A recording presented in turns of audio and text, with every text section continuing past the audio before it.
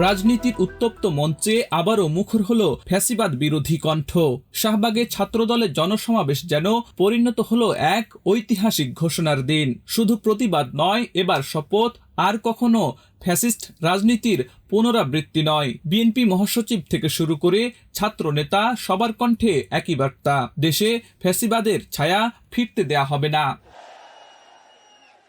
বক্তব্যে বিএনপি মহাসচিব মির্জা ফখরুল ইসলাম আলমগীর বলেন, ফ্যাসিস্ট শেখ হাসিনা এখন ভারতে বসে হুমকি দিচ্ছেন, দেশে যেন আর কোনোদিন তিনি রাজনীতি না করতে পারেন সেই শপথ জনগণকে নিতে হবে। আজকের এই সমাবেশ থেকে আমাদেরকে শপথ নিতে হবে যে আমরা কোনোদিনই আমরা ফ্যাসিস্ট হাসিনাকে আর এই দেশে রাজনীতি করার কোনো সুযোগ দিব না। শপথ নিতে হবে যে আমরা কারো কাছে কোনদিন মাথা নত করব না। আমরা আমাদের দেশকে আমরা নিজেরাই স্বয়ং সম্পূর্ণ হয়ে গড়ে তুলব। বন্ধুগণ, ৩ আগস্ট বিকেলে শাহবাগে জুলাই গণ অভ্যুত্থান, শোক ও বিজয়ের বর্ষপূর্তি উপলক্ষে আয়োজিত এই সমাবেশে বিএনপি ও ছাত্রদলের শীর্ষ নেতারা উপস্থিত ছিলেন। সমাবেশে বক্তারা বলেন, জীবন বাজি রেখে বিগত সময়গুলোতে স্বৈরাচারী সরকারের বিরুদ্ধে লড়াই করেছে ছাত্রদল ও বিএনপি।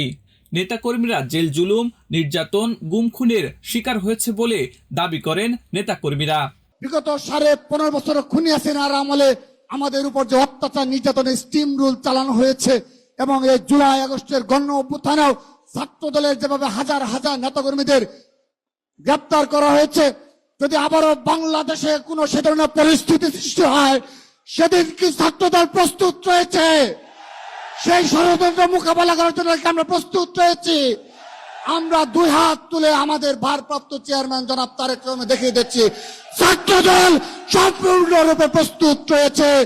যেদিন জনাব তারেক রহমান নির্দেশ দিবেন, সেদিন টেকনাফ থেকে তেতুলিয়া, রূপসা থেকে পাতুরিয়া ছাত্র দলের লক্ষ লক্ষ নেতাকর্মী রাজপথে বীর সৈনিকের ভূমিকা পালন করবে ইনশাআল্লাহ। এই সমাবেশে প্রধান অতিথি হিসেবে ভার্চুয়ালি বক্তব্য দেন বিএনপির ভারপ্রাপ্ত চেয়ারম্যান তারেক রহমান। তিনি জানান, দেশ গড়তে বিএনপি মানবিক রাজনীতি গড়ে তুলতে চায়। এছাড়া কর্মসংস্থানের রাজনীতি ও নিরাপদ দেশের রাজনীতি গড়ে তুলতে চায়।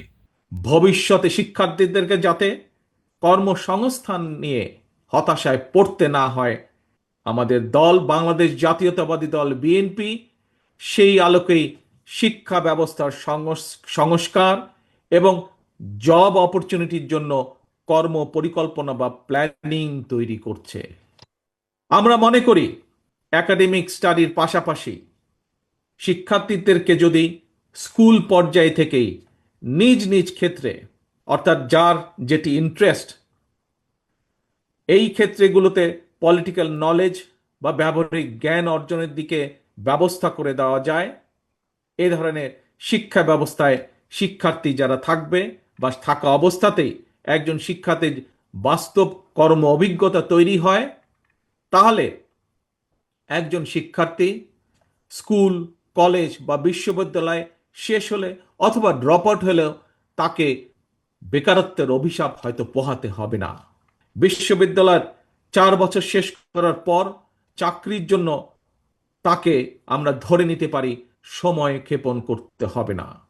সেই লক্ষ্যটাকেই সামনে রেখে বিএনপি স্কুল পর্যায় থেকেই ব্যবহারিক এবং কারিগরি শিক্ষার উপর জোর দিয়ে আগামী দিনে শিক্ষা কারিকুলাম ঢেলে সাজানোর কাজ করছে এবং আমাদের দলের ভেতরে যারা এই ব্যাপারে এক্সপার্ট আছেন, সে একটি বিশেষজ্ঞ টিম এর মধ্যেই দায়িত্ব দেওয়া হয়েছে, তারা সেগুলোকে সেভাবে তৈরি করছে, সেই কাজগুলোকে সেভাবে তারা তৈরি করছে।